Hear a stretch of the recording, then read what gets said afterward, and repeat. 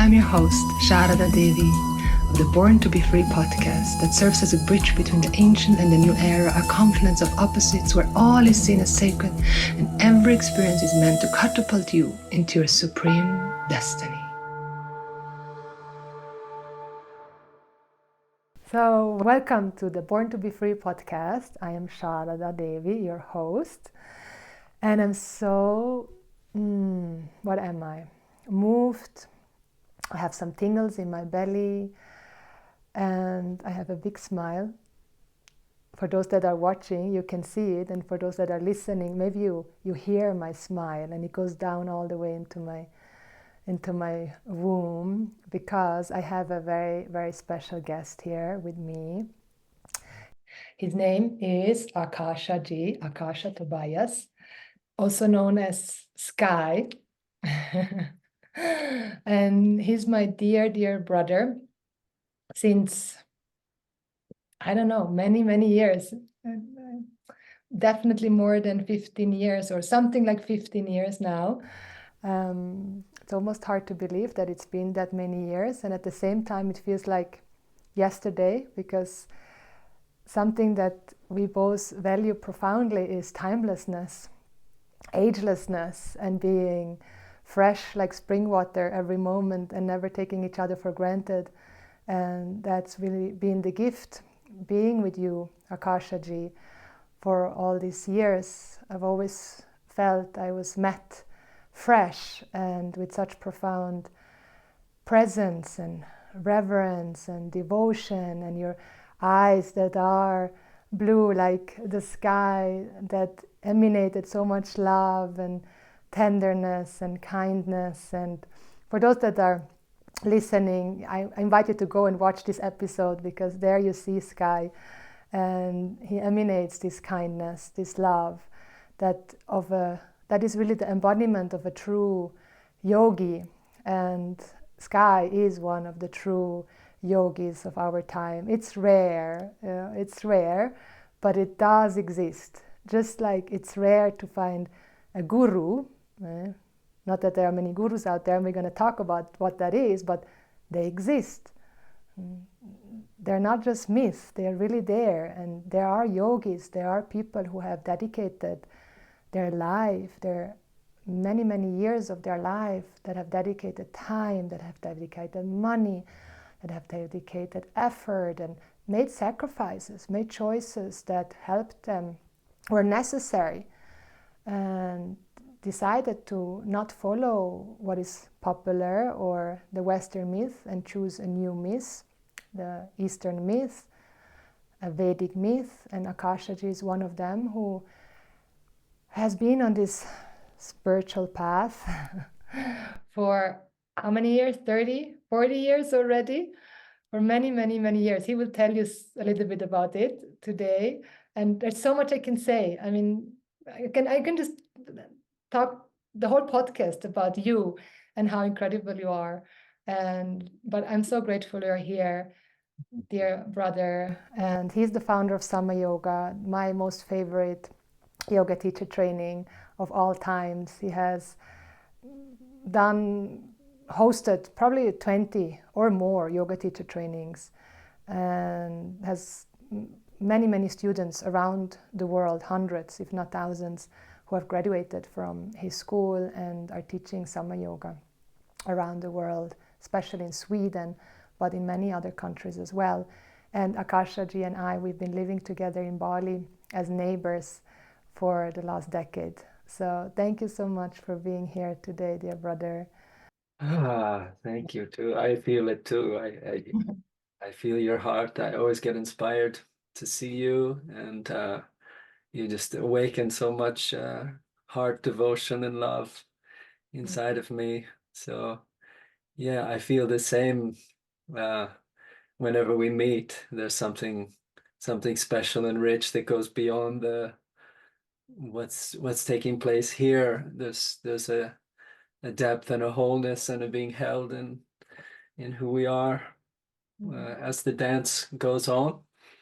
Wonderful dance of life. But it's been so nice to share many eras with you, and of course sharing the same schooling in life and same teachers.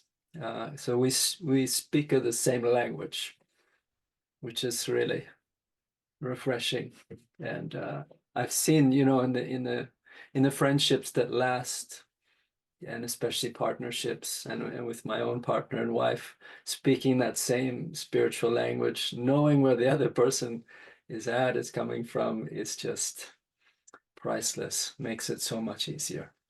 Mm. So I'm very happy and honored to be here with you and to share in the deep and meaningful, and hopefully it can be meaningful for other people that can see the choices that we've made, and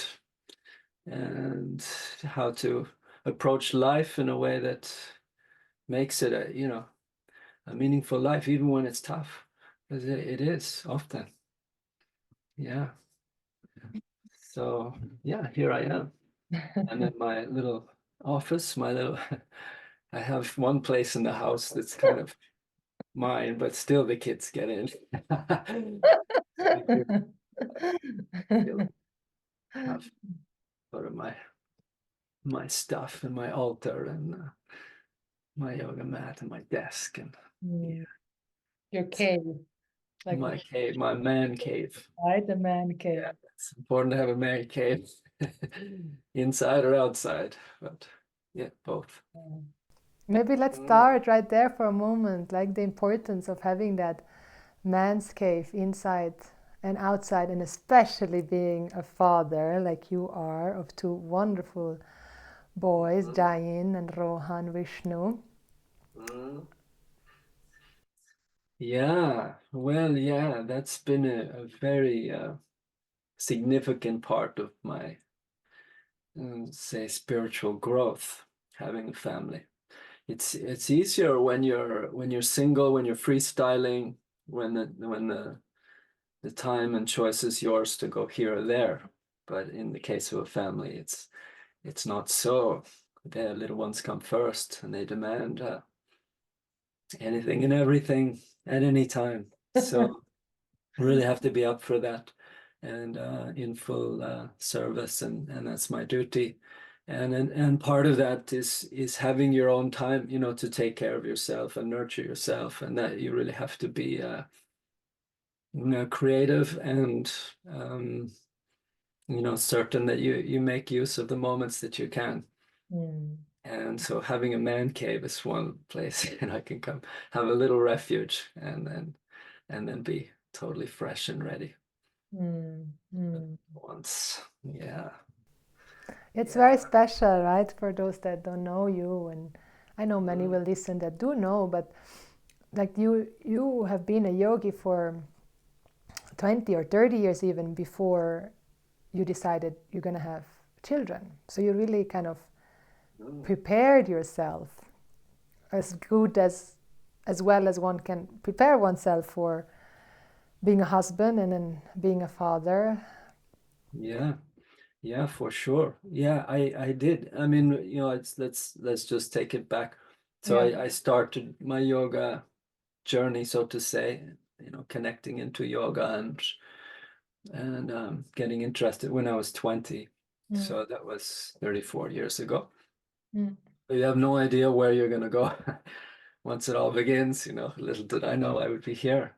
And I didn't really feel like a family was going to be my thing at all. And I was actually very content with the life I was living. So when it came time, because when you get in a long-term partnership and then like, hey, what about kids? Wouldn't it be nice to have kids? The question, it arises naturally.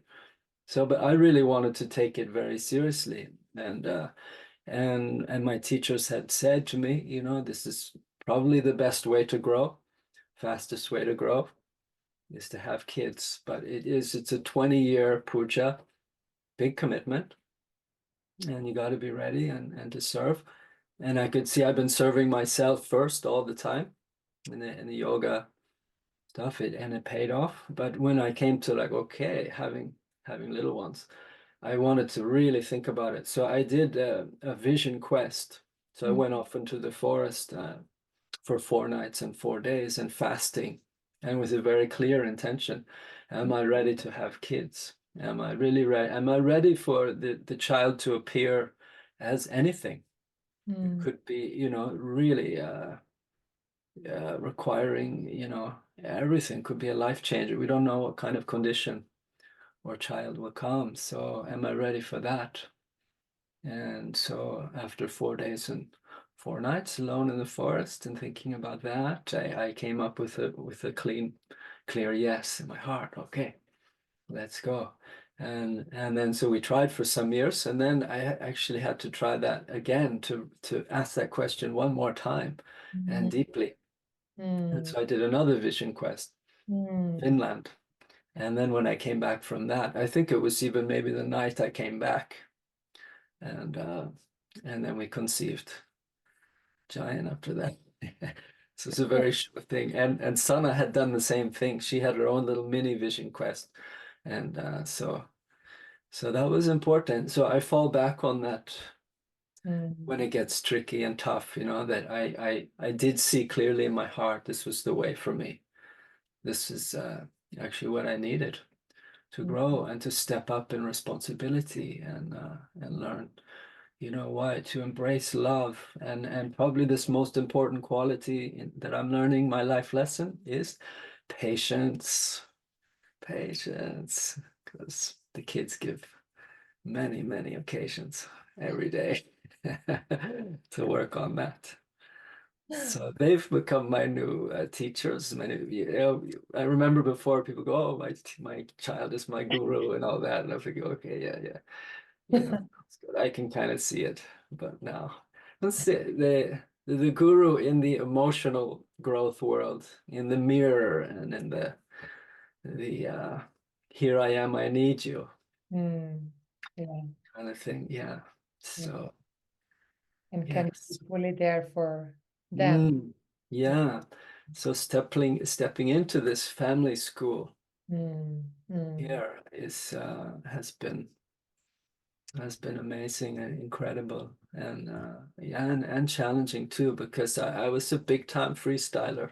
You were. Oh, it's my free. Sure. Sky was a freestyler. He was traveling the world and going to all kinds of festivals. Yeah, Tell all us of a little bit about before the becoming a father. And also, like, I want to know, and everyone that is listening and watching, like, everything you learned on your yoga journey and like all these tools. And if you wouldn't have had these tools, like, how would fatherhood be, and how being a yogi, and also what is a guru actually. I also want to explore and dive into that topic, and because you mentioned it now, like the children mm, guru, but who is the guru in the Vedic tradition, mm, and like how the attitude shifted from when you have the Vedic teachings and a teacher and the yoga knowledge to understand like how to be a father and what it means to be a father, what it means to be a householder, what it means to be a yeah uh, part of the community, and not doing it actually for right, for which reasons. I love to hear you speak about that, because I think mm, that's such a huge shift from most people, because we think we're going to have children and family to become happy, like, and that's mm. a big myth. Yeah. Mhm. Right? We have the big fat ring, and then we have the kids, and then we're going to be happy. Yeah, yeah, yeah. And for many people, it's a big wake-up call. There are certainly very, very profound moments of, I would say, happy, loving moments, and that unconditional love that is there for a child, and the way they look at you, they look up at you like they just, it's such a Mm, pure love and sweetness. But it is very hard, and it's not a full-time happiness in the relative sense.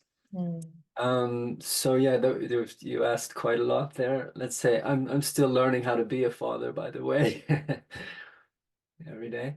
But let's see. I mean, when the The practices started out for me as mostly a physical thing, to unwind physical tension. Mm. But then I found there was much more in terms of questioning, what is this life journey about, and can I be satisfied in life, and what's it all about in the end. So those questions were burning underneath.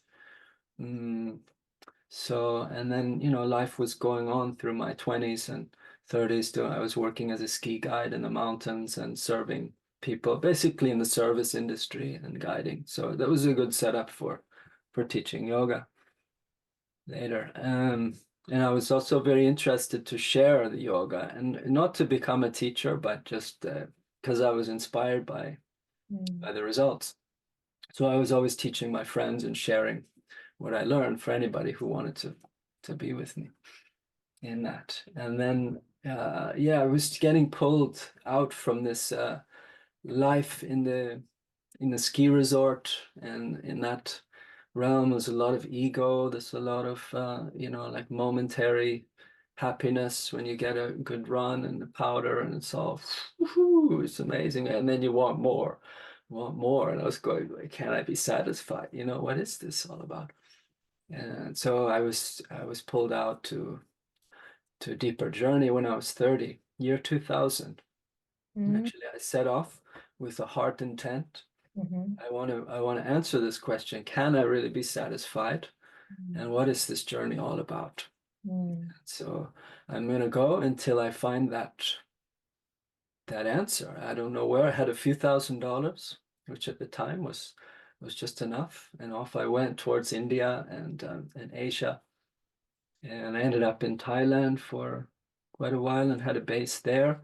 It was just at the beginning, I would say, of the people going to Thailand for maybe living there for a little longer, just checking it out before Kopangang blew up into a big party. And so whatever, I don't know what it is now. I haven't been there in a long time.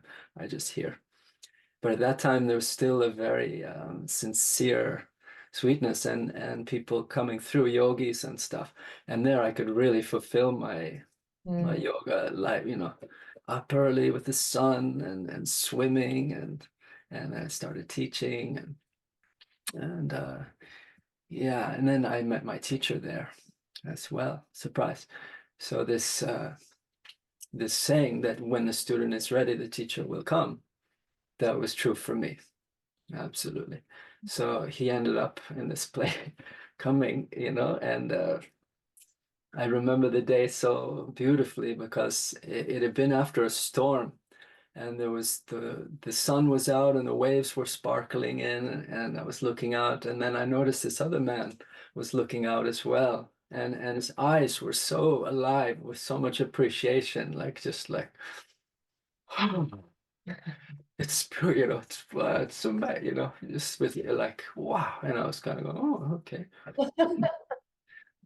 that's nice to see. I feel that. And then later, a friend of mine said, I heard this guy chanting in by the Ganesha statue. It's incredible Vedic chanting, and wow. So I talked to him a little bit, and he said, we can meet up later and share a little bit if you want to. And so he invited me to come. And then here was this fellow I met that same morning. And at the time, he was just going by the name Peter. He was incognito. He was taking a break from his sort of being in the ashram and just traveling in a very anonymous way. But once he started talking about spirituality, well, the 3 hours went by, and Om Namah Shivaya was stretched out to this, yeah, when all these things came in, and I was just blown away. I was blown away because I had never met, that ocean of knowledge, and what found to me like, this is true, this is true. Oh, that sounds true. I'm feeling that. That feels good in my heart, and it wasn't fluff. It Mm. was really something real, and so therein was born my initiation into this meeting a spiritual teacher for the first time. So I spent my days quite close to him, asking questions, and getting interested. And I had this other line. I was going to go into this Ashtanga world. Mm. I don't know why. I thought maybe I still needed this whole flexibility, strength, being this incredible physical yogi guy or whatever. And so I thought I'll just do this 9 months of, and then I'll bend myself around and Swamiji, as we came to know him, Swami Vagishananda, who was there, he said, "Well, you can come to this 3-month course in South India with my teacher, and we're going to study, Bhagavad Gita and learn chanting and learn all about yourself." And I went, yeah, that feels more true to me. Mm. So glad I made that choice. Imagine. So glad I made that choice. And there, so that led me to It's true. Swamiji's teacher, Mm. Mm. Swami Dayananda, who is just this, what a profound Mm. being and teacher. I can barely say his name without feeling the tears, because it's such a it's such a touching moment. And I also wasn't expecting to be touched. There was one moment when I was new to the course, and I'm feeling like, wow, where am I? I'm way out here in South India. Nobody knows where I am, and I'm just here. And there's other weirdos like me who are interested in this. That was confirming, actually. But normally normal people, not abnormally normal, or I don't know what they had there. They were sweethearts. Mm. And then I met Swamiji after a class, Swami Dayananda, and I said, "Swamiji, can I come and talk to you for the?" And he just touched me with the gentleness I had never ever felt. It was like a lightning bolt of gentleness, and it just was, I still remember that, and I wasn't expecting that, and I wasn't looking for that in him because wasn't about the body thing, but it was just this confirmation of love and being seen totally and totally accepted, like that. That was in that touch of gentleness. And then, wow, the teaching itself that comes through our teachers, that's what really, for me, that's the guru.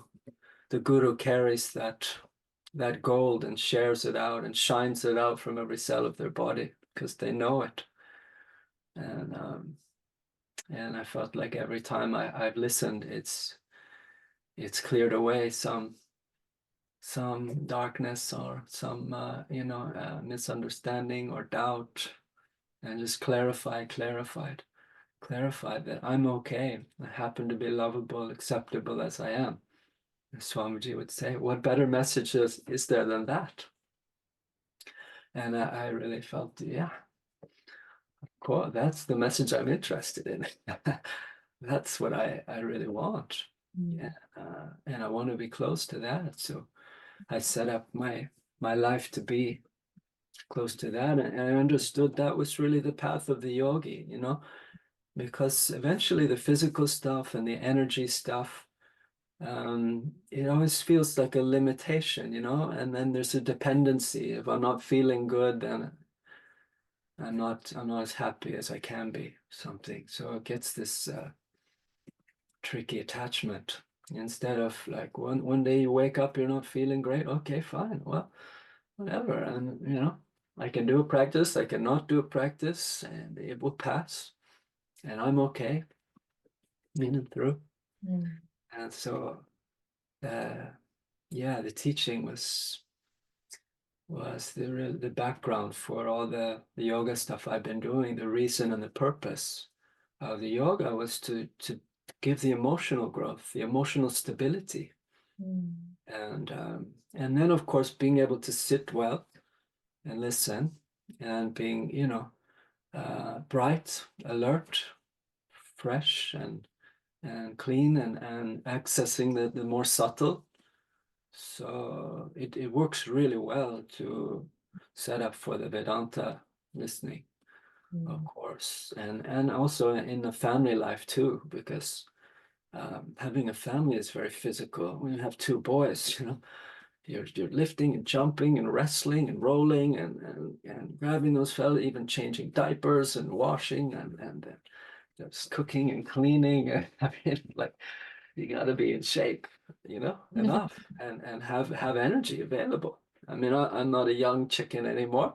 At 54, it's a different energy, that resource maybe than what we have when we're 25. But I'm very glad I have all that yoga. It served me very well in the family life, and now, and whatever emotional stability I have gained, I'm certainly leaning back on that. So there, anyway, I don't know if you get inspired for another question. I just Yeah, it's like you were mentioning, like Vedanta now here, and those that have listened to my first episodes, if you haven't go back, I'm talking about discovering absolute freedom. And Akasha did just now mentioned the word Vedanta, like the yoga gives that ability to sit and listen, and then you mentioned Vedanta. So like we can share that when you came to Swami Dayananda and Peter or Vagishananda, they are Vedanta teachers, and Vedanta is the means towards freedom, and that's why this whole also podcast is called Born to Be Free. Right? What does freedom mean? What means freedom? Because there are so many notions of what freedom is, and you also having taught yoga, like until you came to our teacher, you also had a notion of what yoga is, and you mentioned like becoming very flexible and physically flexible, and then that teacher comes and shines the light of what the yoga is really all about, and Vedanta is then, how has been that for you, and the Vedanta in your words, like they've heard my words, and I always love to, like how we all can talk about the same, and it's the same, but then there's still a different flavor. Yeah, that's the beauty, isn't it? Yeah, that in fact we're listening to the same teaching, but as it comes through a different teacher, it has its own magic and way of expressing. Yes, exactly. Yeah. Yeah, and I mean, for me, when I'm teaching yoga, I'm teaching freedom, I'm teaching acceptability, kind of bringing people home, I would say, to their comfortable self, and that they're not dependent on anything the senses are reporting or practicing anything, just being, and that's enough. And so it's been a wonderful journey for me, in a way of integrating the Vedanta and having that as a teaching. And of course, we can't substitute just listening and being in the class just to listen and to be alert and listening. That's certainly the way. But we can also, I found, give quite a good, profoundly nice relaxation and gift during the yoga classes as well. It's sort of a recognition there of like, oh, yeah, I didn't do anything, and yet I'm okay, and I don't have to practice being somebody else or something else, or performing, or having some sensory experience to be absolutely okay. It's right here. It's right here. And so I've been using the words of my teachers in my classes for years and years now, and also just in my own creative way, sharing that same teaching, but having my own kind of examples and life stories, and so that's been fun. That's part of the fun, actually. I love it. I think that's maybe the happiest, or maybe let's say where my mind can play in its full range, actually, when I'm teaching. When you're teaching, yeah, for all those that haven't done a yoga class with Sky, this gets to be in your top 10 lists. Cannot this yoga class with Sky. It's It is pretty good, I must say. I mean, the thing is, I'm enjoying it too. The blessing is too, and of the teaching is it doesn't all land back on your shoulders like I'm doing it, and I have to be this great person, and I have to do it. No, it's not. I'm as surprised as anybody. I'm enjoying, it's like I'm with this fellow teaching, kind of. It's an interesting it's marvelous. situation. Yeah, And it's like how it just comes through when we lean yeah, back. When I actually go away, it's like when I yeah, teach, yeah, I just get out of the way. yeah. And what happens? Like, Sure. Yeah, yeah. That's it. Yeah, you know it. yeah, it's like a Yeah, it's waterfall just just there. comes. It's just there, and the people that are there in the day and how the day dawns is also part of the inspiration for the teaching, whatever's going to be said to come through. Mm, mm, And then there's a certain form and structure that is there, the prayers at the beginning, and which for me was also one of the great gifts of the Vedanta. It always starts with a prayer, mm, and so that kind of invocation is also erasing this whatever chance of ego getting in the way or person standing on the knowledge, just let the teaching be there for everybody. mm, Let all our hearts be in consonance here, and then the teaching begins. And many times I'll show up to a class and I have no idea really how it's going to come. I don't know. We could do all sorts of asanas or movements or emotional stuff, and then okay, we pray, and then there it comes like that. mm, mm. Oh yeah, and I don't know if it's the same for you. I sense that it is that your teachers are there Yeah, exactly. with you in a sense. You're feeling them, and yeah, just they they speak Yeah, yeah. because we've absorbed over the years, and that's what's important about having the consistent time to listen and be with the teacher, that absorption of the teaching, embodying it more and more Mm, so that it's ever available. It's you. mm, It's you. mm, mm. Yeah. And that comes through just time and Yeah. expressing oneself. Right? Yeah. Yeah. It is. It is Well, time. here I the first have time, to it's admit. the same after 30 years, it's going to be the same, but Yeah. how much changes in those 30, 40 years?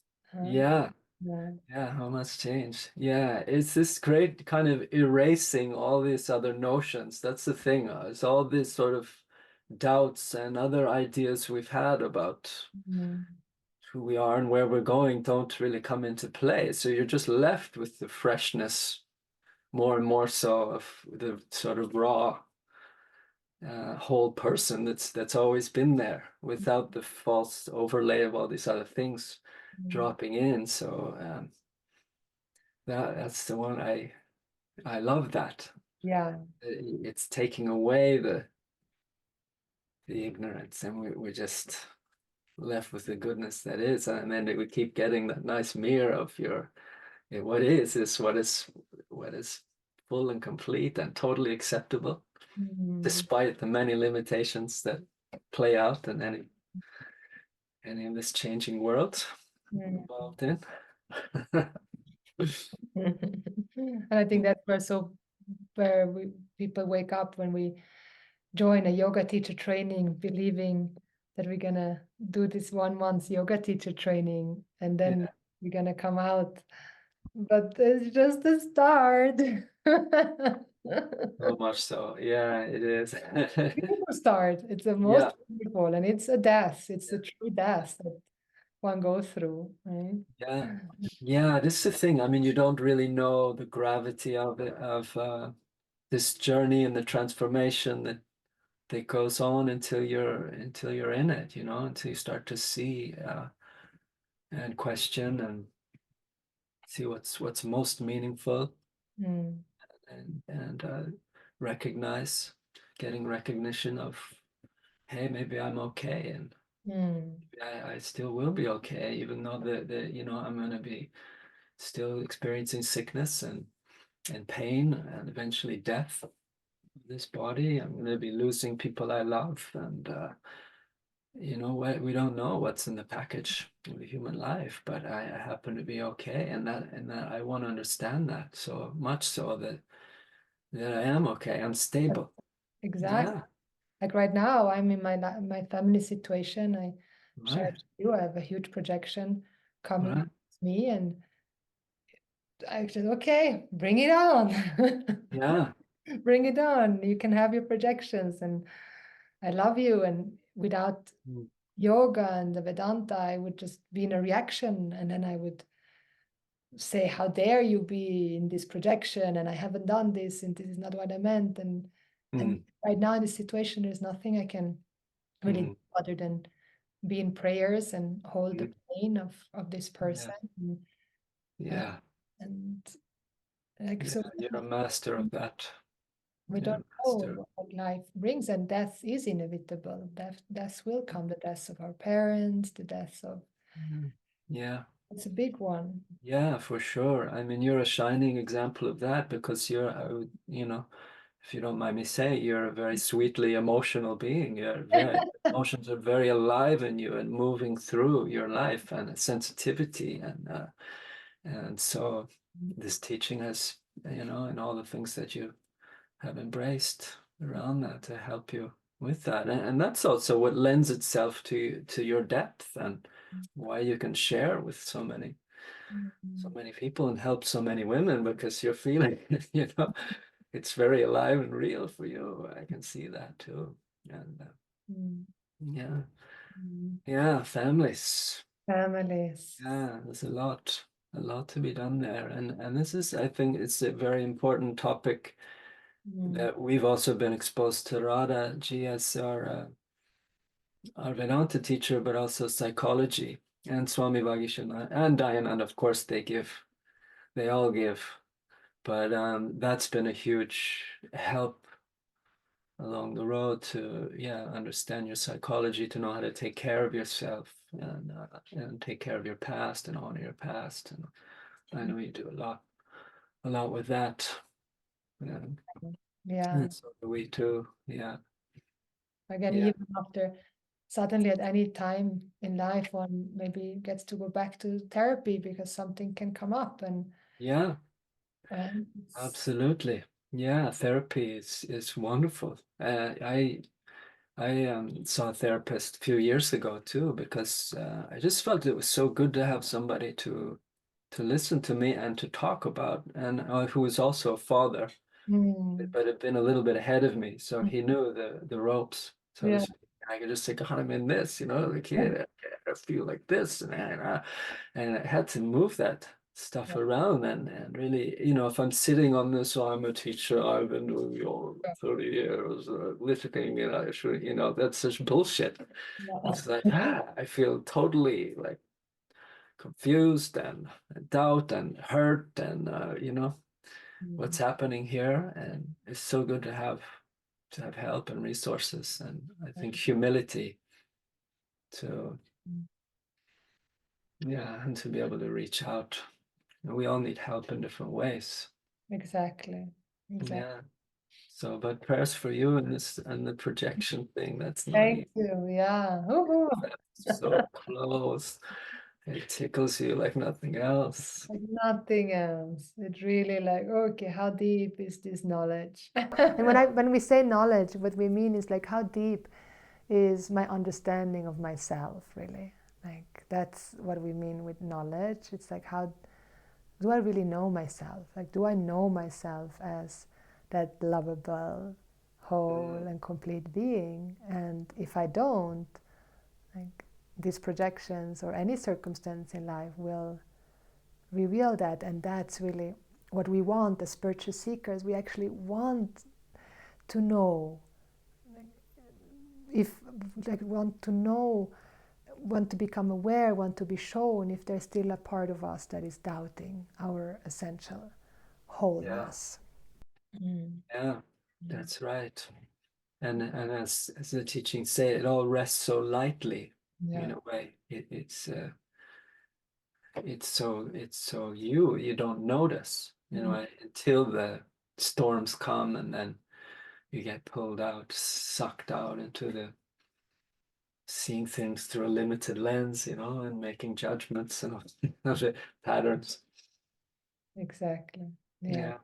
Yeah. And Yeah. I mean, I hold Swami Dayananda as a shining example of that that profoundly deep clarity that's there, you know, and he had such a big life, and you know, so many thousands of people, and every day was just full with people coming at him wanting questions and da da da, and he just, I rest between thoughts. I do what's here in front of me to be done, you know, just total freshness and so much clarity. You know, here's Ishvara in the form of this person, sweet devotee, and despite what they're, you know, maybe they're struggling or whatever, I see the diamond jewel. I see Exactly. the whole picture. I see for what it really is, and yeah, and so my prayers always include, let me have that Swami Dayananda of the richness of clarity, and in through the storms, you know, when they come and things are presented, and it's like, wow, that, you know, okay, and I can respond more intelligently and creatively Mm. and prayerfully, and also this, sometimes we're very helpless, and like you may be feeling now, it's just a matter of time, really. Yeah. The prayers go out, Yeah. the resolve in your heart thing, and then time is the great leveler to, you know, Yeah. then things will resolve in time. Yeah. Mm. So prayers, right? Prayers is a big one, if not the biggest one. It's Yeah. when we feel helpless. That's Mm. to be with the helplessness is to be in prayers, and it doesn't mean we have to know a Sanskrit prayer. It can just be as simple as, "Hey, universe, here I am. Please help me." Like that's Yeah. it. Just that. Yeah. Exactly. Yeah, what a gift is prayers. You know, and I realized too, I didn't know I was praying, and mm, but you know, even when I was young, I was praying for snow. I was praying for yeah, whatever good weather. I was praying, you know, maybe this girl will like me or whatever it is. yeah, Have yeah, your prayer. Who are you praying to? yeah, What is that about? So we are praying and we don't even notice. And then once we start to kind of recognize the depth and power of it, it's such a wonderful thing. I'm so grateful that that has found a place in my life and in my heart, mm, and as a daily thing, a very natural part of every day, really. Natural part of every meal, natural part of every kind of waking up and seeing the sun, and you know, taking and then a shower. and then these mantras arrive, and they Mm, just flow when you meet the water, Gange, Yamune, Chaiva.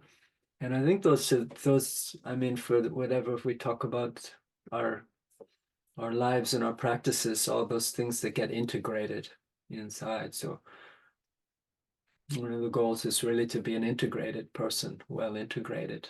So mm, the practices have given their their fruits, and then we can respond naturally to the world.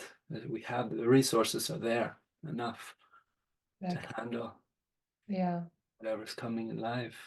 You And it's know, not a practice really anymore, right? no, Start with puja, which is a yeah, ritual. I have one episode, it's called Ritualize Your Life, and I talk more about that. But it's really like I practiced with puja. I started to learn and then do it every day and to really yeah, it, and then it becomes second nature. It's not right. an idea I'm practicing now. No, that's right. Yeah, the sense of doing it and practicing it goes away. It's just there, isn't it? It's just a Mhm. happening. Yeah, it's just like speaking. Yeah, It just comes. practicing speaking now. Yeah. I know, isn't it funny, right? It's like I don't have to think about what I'm going to say. Otherwise, you couldn't speak properly. Even though we get to say, I mean, there's Vak tapas and there's a long practice of speaking.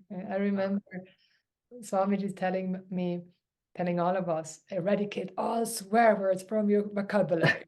And I did that for 10 years. Yeah, after 10 years, the first time I used the word fuck. Uh-huh. I didn't use it for 10 years. And then when I said it the first time, it was like, oh. Yeah. Yeah. Oh, wow. It, Thunder. yeah, Mm. it did something. Yeah. Sometimes a good fuck is actually a nice Beautiful. outlet too. Yeah. Yeah. Yeah. But the thing is, we've had that practice of knowing, there's a Now it's timing. conscious, like it's a conscious fuck. Like Yeah. comes with a Yeah. certain Right. with awareness, with like, okay, and the beauty of actually this word, which is Yeah. beautiful, right? It's a Yeah. okay, yeah, I'm gonna make love to it actually. I'm gonna Right. embrace it and ravish it. Oh, yeah. Yeah, it is. It's very beautiful. It's a wonderful thing. But yeah, you wouldn't want to say it at the wrong time or the wrong situation because it can also be taken offensively. So, Exactly. but Yeah, yeah, the Vaktapas, of course, our speech yeah, is such a big one. big one. Yeah. Yeah, and again, that just becomes more a natural way that we talk in our life, and you kind of notice it. I mean, here I'm living in this little village in the south of Sweden. They have a special accent. It's a lot of farming. How's your Swedish going? Inte så bra. Jättebra. Not so good. Not so Not, good. I not, really haven't spent time studying it and all that. It's so whatever. I could feel some shame around that if I wanted to, but it'll come when it comes. Hmm. It's all coming. It's still coming in. I'm reading stories to Giant in Swedish. I'm Okay. reading Tintin in Swedish, and so my pronunciation is getting much better, and my listening is picking up more and more. Hmm. So it's on the way. But anyways, I notice about my speech even here because I'm speaking English and people speak English very well in Sweden, but yeah, I really see what are people talking about? How are they saying? How are they expressing? Does it come from a reverential, I'm enjoying this mystery, are you? Kind of thing? Or how about this? Are they coming from pressure and stress and this Yeah. whatever this place and this realm, how people are. And yeah, so I can really see where the speech has influenced Yeah. hard. Most of the time, I'm just enjoying the play. Even when I'm shopping, it's okay. We're out in there. We meet. Hi, how about this? Wow, phew, the price of cheese sure has gone up. I wonder why. Yeah, it's just fun. It's a funness and it's an honoring and in and through behind. You're just okay. This is the way. Hmm. So yeah. I can really, really appreciate that. And I feel too that's up for constant refinement when you're a parent, because the children are picking up your words just like that. Especially the fuck when when you're trying to screw something in the wall and it all breaks down or whatever, and then you have that release and then Giant is like, what did you say, Dad?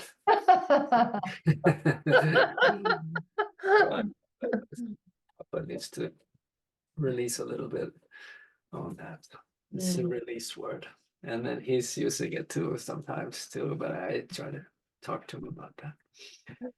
But Hmm. our words are just so delicate with these shaping heart. They pick up on how we say it, Hmm. how it's been, just like I've had to learn so much, like not to use somebody's name, like Hmm. Giant, that's taking his name and stretching it into an emotion rather than saying Giant.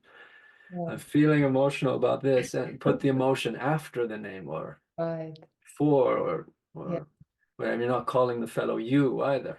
Hmm. You did that, it's to be, yeah, enough space to say whatever my dear most honorable son, who is the Lord in this form. This what's happening here is not okay for us in Yeah. this time place, to convey it that way. Hmm. Ongoing learning of speech. Oh my God. Wow, so many jewels you just dropped here, really, like for like it's really all the nuances you just shared, and like, go back again. It's big what Akash that you just shared, especially like about the name, and when we emphasize the name, and then there's a certain emotion that is loaded with the name, and then the child knows, like, Yeah, yeah. yeah, yeah. The child knows. Mm. Yeah, they feel it. They feel every little thing. Yeah, And they take it to themselves, like, how is something wrong with me?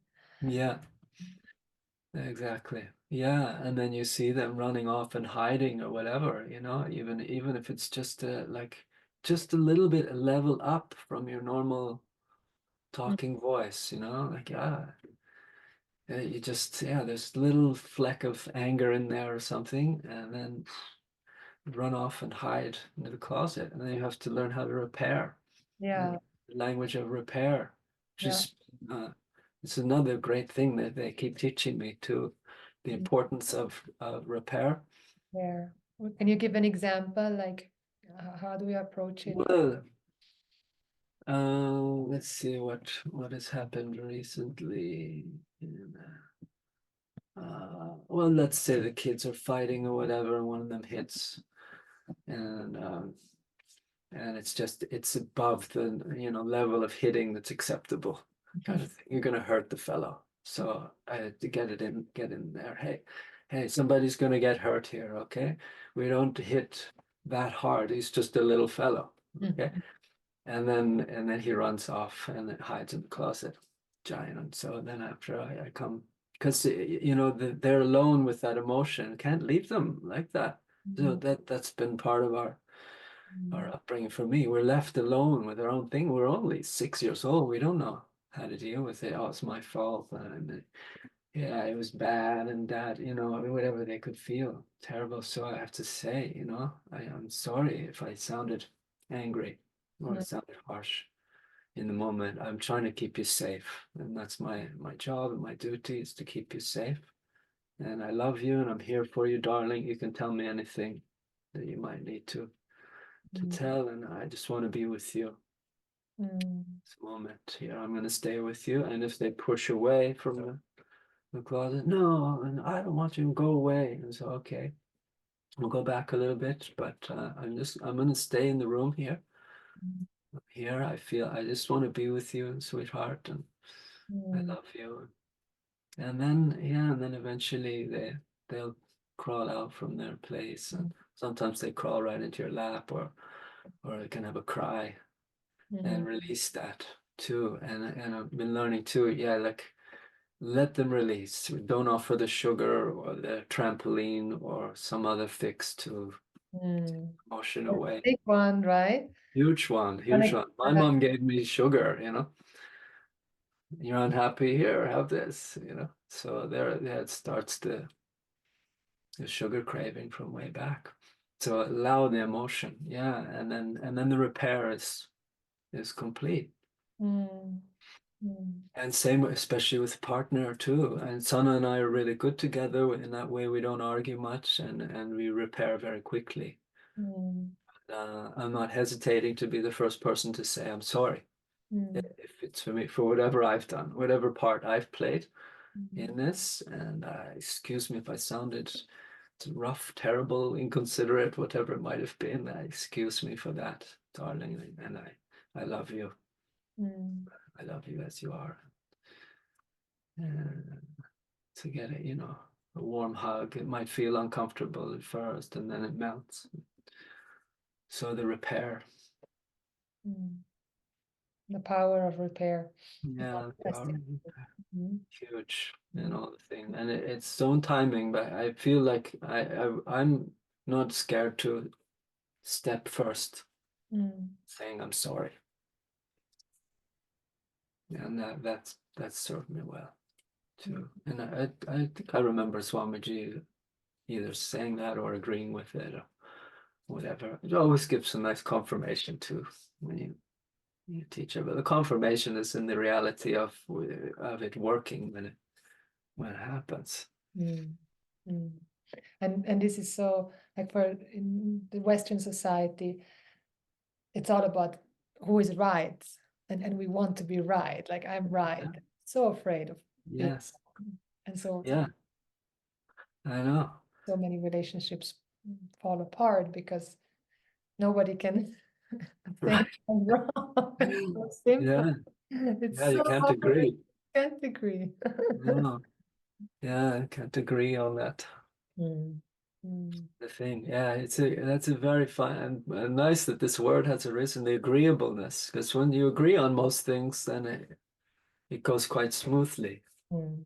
And, and once you agree that we're both here, we're both suffering from the same human limitations and backgrounds and whatever ignorance around the situation, and that's okay.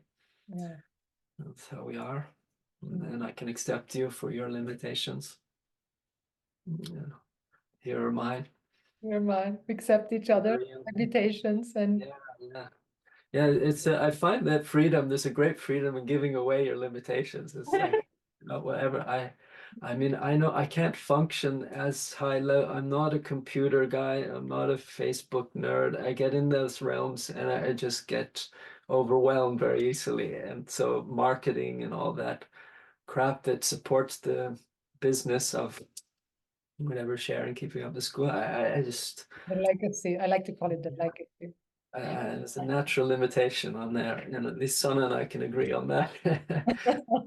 Should even joke a little bit about. Yeah, but I just have to own that up. Mm. It's Mm. not. It's not my. It's okay to have limitations, and I think that's Yeah. what a relief. Mm. Yeah. Okay to have limitations. We're still lovable. We're still Mm.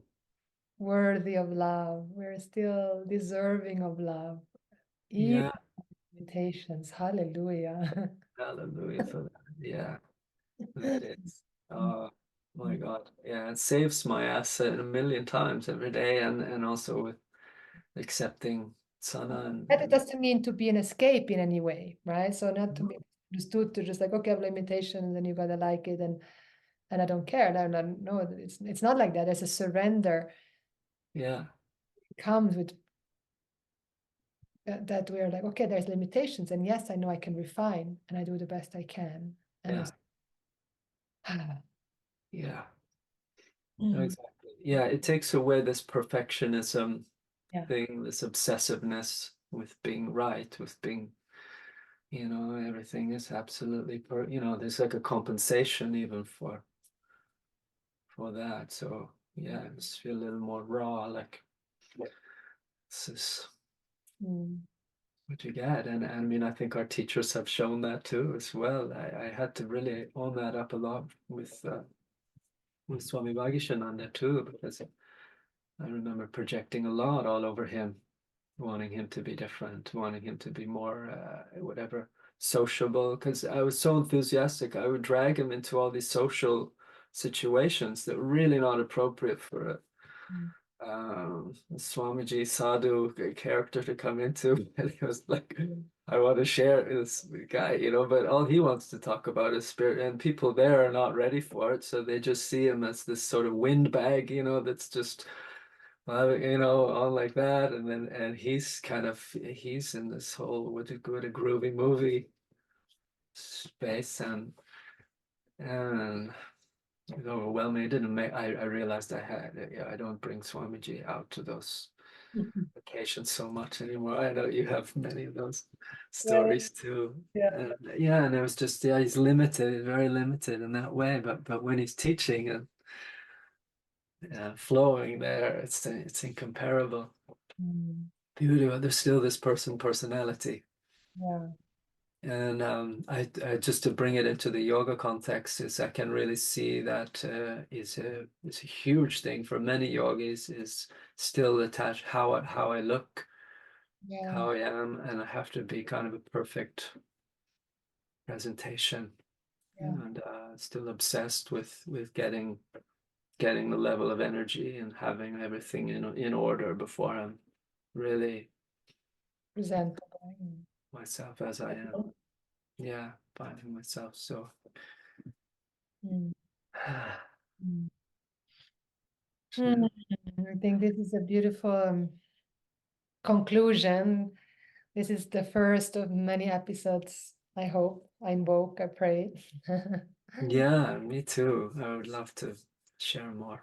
I Mm, feel I feel so always so just got sweetly honored and met and seen and known by you, and bringing out the jewels. And there's so many more wonderful things I would love to talk about and share.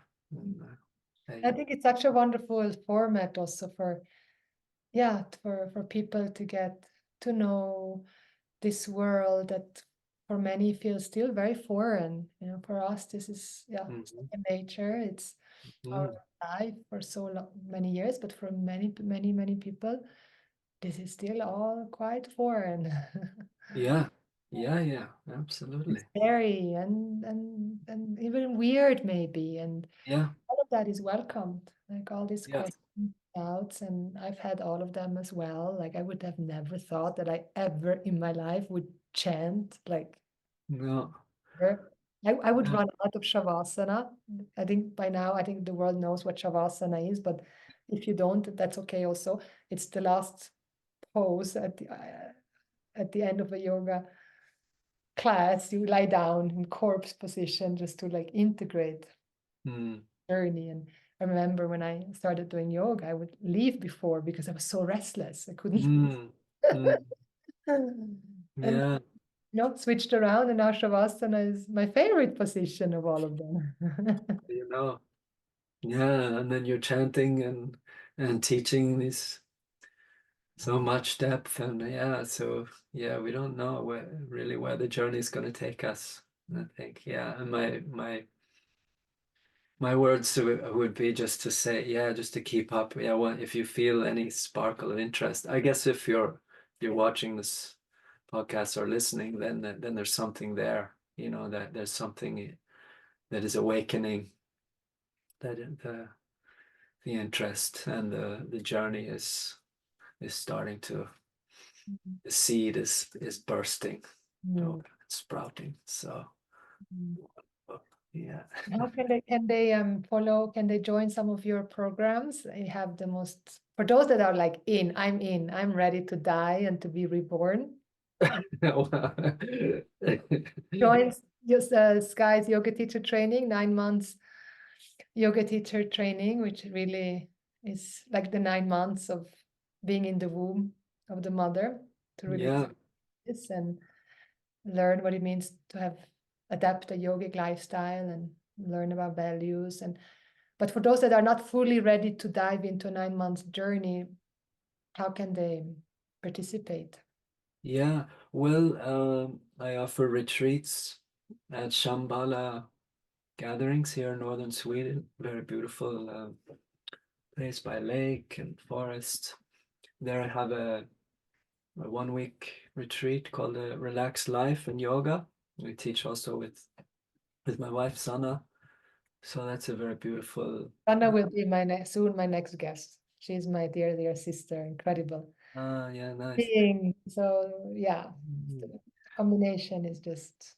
Yeah, yeah, it's a phenomenal place to teach. I spend many hours teaching there, so I feel right at home. Mm. And I also have a retreat there in November, which is kind of a preparation for winter, getting the in terms of the body mind ready, enough fire and good habits in store, and building up our resources in that. And so that's in November. And I have a retreat in Greece, but I think that's full.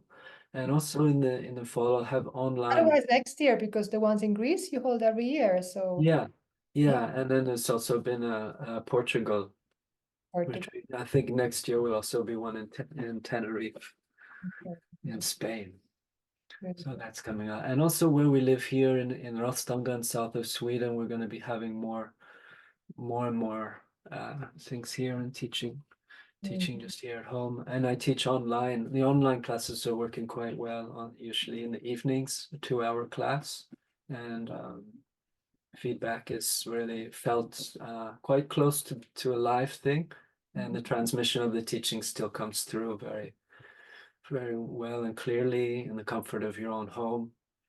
And so it's a nice little online community. And something about the live class online as well. It gives you feel like you're in this thing. It really resembles very much being in a class, a live class. So yeah, I can really recommend that, to try that. So that information will be coming when the dates are set. And So that but is on samayoga.info. www.samayoga.info. Yeah. Yes, good. I still remember my own address. We cannot take it for granted because memory power, it can go and Yeah, and marketing power, it's got but anyway, it's important to talk about. I'm also teaching at the Ängsbacka Yoga Festival too, which is a very, very well done yoga festival, the best of the best. Klaus and Anki are amazing space holders and bringing out the real jewels of the yoga and yoga tradition, holding it in that field strongly. So I love to teach there. So that's also good. Yeah, strong 6 days of good yoga exposure. That's coming up in 2 weeks. soon. Yeah. Yeah. So Okay. little tip of the iceberg we have. Mm. Thank you. Thank you. Thank you. Yeah, Anything else you want to share or close with? oh, this is there. Yeah, I guess well, what's here honestly is just gratitude for seeing you as you are, and just loving the life that has been given. I really feel so blessed to have the life that I've had and the teachers that I've had, and even if it is hard and tricky sometimes, I still feel very blessed Mm. to be here, and I hope that something from these moments that we've shared, if you've been listening, that something comes home and resonates and can serve you well, make it meaningful, give you inspiration to to really embrace your deep heart and grow, and take on the spiritual journey. Have Sharada here as a wonderful teacher who's offering so much. Keep listening to her. And if you want to know more about yoga, I feel I have some good things to offer as well. Yeah. I look very much forward to seeing you. Yeah. I see you in September, where I have my Mm. Vedanta retreat since 7 years, I think now, and Yeah. it was so wonderful to be there in Rostange, and yeah, I look Yeah. It'd be forward. lovely to see you again for sure. Yeah. Come and share. I'm always happy to teach a class. Of course, no agenda. It doesn't fit in, but fits in. I can because I love to dive into that field too. Gonna say, it's the most wonderful field to teach yoga because everybody's already in that kind of nice prayerful acceptance. Yeah. So thank you, everyone. I'm just gonna, send you all. May this episode really truly inspire you, and to follow your heart, and to dare to choose you, and daring maybe to choose something different than what you've been doing until now, so that something new can emerge. And if you have any questions, if you would like to share how this episode landed, I would love to hear from you. Please leave a comment. Also, your review means so much to me.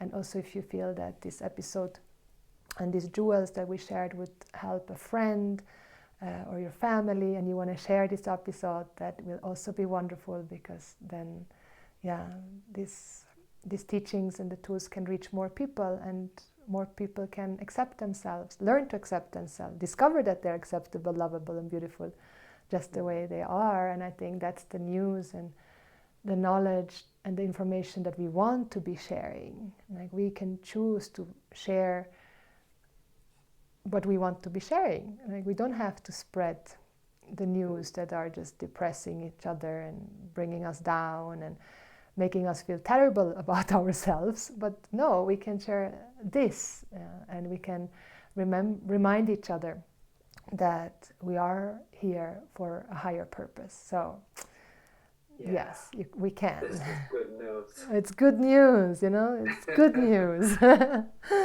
So thank you so much, everyone, and I love you as you are loved. Oh. From my heart to yours, deepest gratitude for your presence. May you follow your wildest dreams, live your highest purpose, and expand into the infinite, because that's what you are.